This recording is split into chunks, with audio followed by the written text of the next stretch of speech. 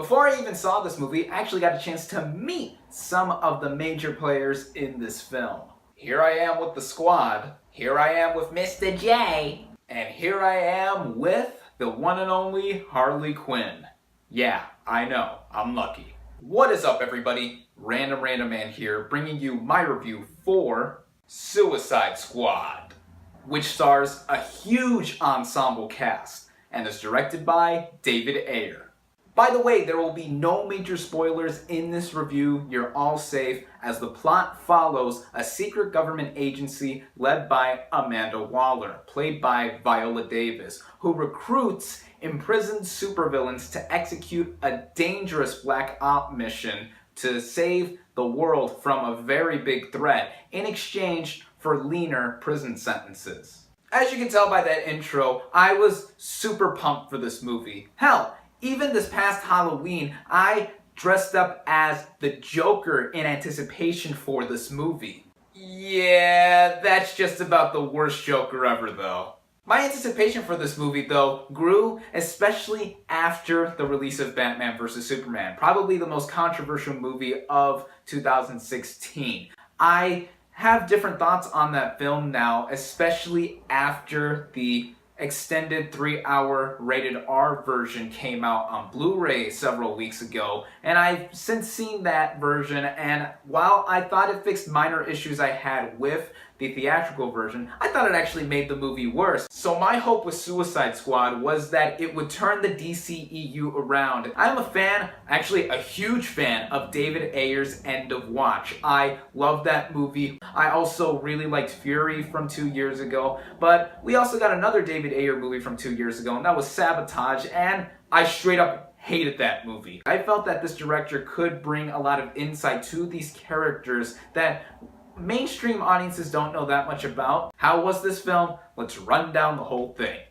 Now, like many movies I've reviewed in the past with huge ensemble casts, I'm gonna have to go ahead and read off of a huge list of names. I'm gonna start off with Will Smith as Floyd Lawton, aka Deadshot. And I really enjoyed his portrayal as this character. I feel he's one of the few characters given a bunch of development at all in this movie. There's a cheesy backstory involving him and his daughter, but his personality is easily more than enough to make up for how that story thread goes on. Next we have a big one, Jared Leto as the Joker. I felt in the screen time we are given with him, and yes, I do have to mention that because he is really not given a lot of screen time at all. I thought he differentiated himself enough from past incarnations of the character to really stand on his own. Do I necessarily agree that he had to go to great lengths with his method acting to make himself a convincing psychopath? I don't know, but what screen time he is given, he certainly makes a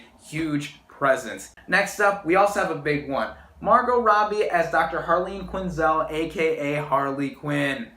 I thought she was perfect casting, and needless to say, she was amazing in this role. I thought she embodied the character that originated in Batman the Animated Series, but also with her standing out on her own. Joel Kinnaman as Colonel Rick Flag, one of the guys who has to keep the Suicide Squad in check. I thought he was alright. Next up, Viola Davis as Amanda Waller, and pretty much my favorite character in this movie. I love Viola Davis. She is badass in her own right in what she does behind the scenes. Next up, Jai Courtney as Digger Harkness / Captain Boomerang. Now, I'm not a Jai Courtney hater, but I believe that this is the best role I've ever seen from him in a movie. Not given that much to do, but I feel when he is in smaller roles, he is given the best type of treatment. Next, Jay Hernandez as Chato Santana, aka El Diablo. I was really surprised by this character. There's one scene that I will mention later on that gives his character a lot more backstory, and I thought that was a welcome thing to see. Next, Adwale Aquino Agabe. I believe I'm pronouncing this actor's name correctly. I apologize if I butchered it. He plays Waylon Jones, aka Killer Croc. I have really appreciated how there was a lot of practical effects with the makeup done with his look.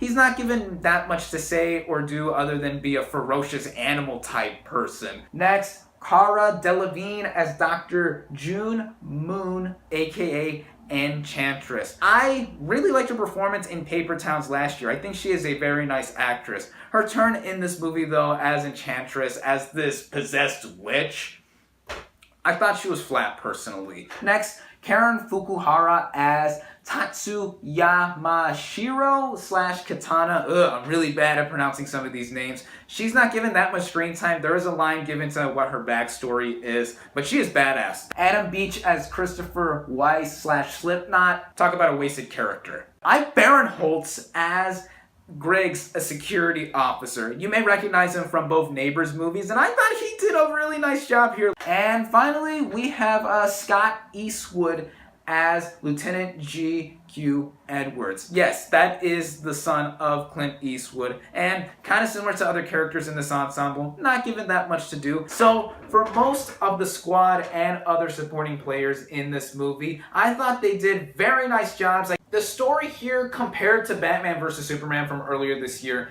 is a lot more simple and bare bones, which I appreciate, because for a movie like this, I really don't think that it needed that big or wide of a plot to get the job done. The first 30 minutes of this movie, or I should say 30 minutes to an hour, it's basically all set up and getting to know these characters. We really get a big intro from the get-go. This movie starts right off the bat, gets into the swing of things with little hesitation. Throughout this film, it felt very fast-paced. It runs together at about 2 hours, so it didn't feel like you were in there for a long time. Certainly was better paced than Batman vs. Superman, if I do say so myself. I did say that this is a very simple concept, and what Batman vs. Superman had a problem with in cramming so much into its narrative, I felt Suicide Squad had a problem in knowing what to do with such a bare bones concept.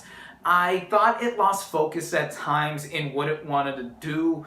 There seemed to be some spots where it was just edited to utter crap, in my opinion. There were reshoots done with this movie, but it was quite noticeable to see which scenes just felt shoehorned in and which scenes were originally filmed before all the reshoots happened. I usually don't notice that kind of thing, but it was noticeable here because this movie also attempts to try to be funny at times too. The humor did add to the entertainment value of this film though. The second half is basically a huge elongated sequence in the city where the Suicide Squad are deployed to take out the villain and the villain's cronies. Now, the villain, straight up weak.